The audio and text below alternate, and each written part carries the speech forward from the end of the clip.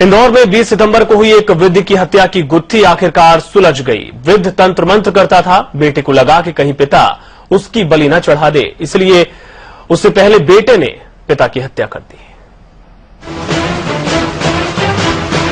तंत्र मंत्र, शराब और आटा, सबने मिलकर ऐसी गुत्थी उलझाई कि पुलिस भी चक्कर में पड़ी रही।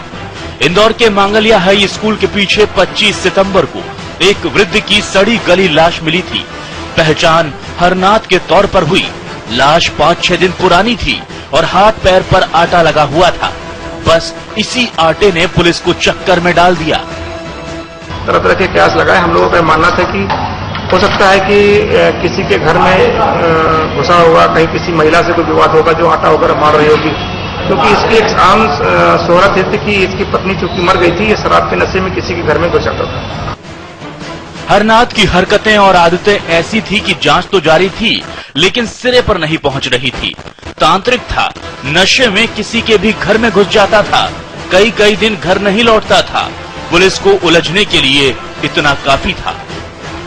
जिस दिन ये डेड बॉडी मिली तो उसके 5 दिन पहले एक पास में ही जायसवाल परिवार था, उसने भी इसके साले से शिकायत की थी मृतक के कि आपका जीजा जो है मेरे घर में घुस गया था, हमारी बहन बेटियां रहती हैं और हो सकता है कि कल कोई विवाद हो जाए, इसलिए कृपया उसको संभालिए।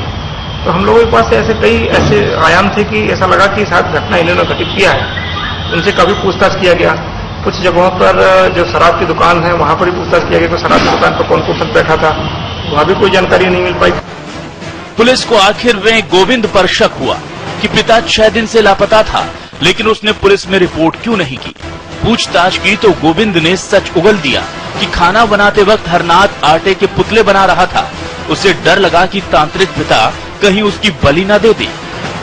उस दिन अत्यधिक नशे में था और पुतला बनाकर उसको लगा कहीं ऐसा एहसास हो रहा था कि जादू टोना तो नहीं कर रहा, और वो डंडा लेकर उसकी तरफ मारने दौड़ा। उसको लगा कि कहीं ऐसा ना हो तो मुझे मार दे, इसलिए एकदम से वो बच गया और बच करके उसका उल्टा गला दबा दिया। दबाने के बाद उसको चुपचाप वहीं पर जो उसके कपड़े थे उसे ढक दिया। घर में कोई और था नहीं, उसकी मां मर चुकी है, दोनों भाई जो है वो बाहर रहते हैं। पुलिस ने गोविंद को तो पकड़ा ही, उसके दोस्त कालू को भी गिरफ्तार कर लिया, जिसने हरनाथ की लाश ठिकाने लगाने में गोविंद की मदद की थी। समय के लिए इंदौर से दीपक करदम।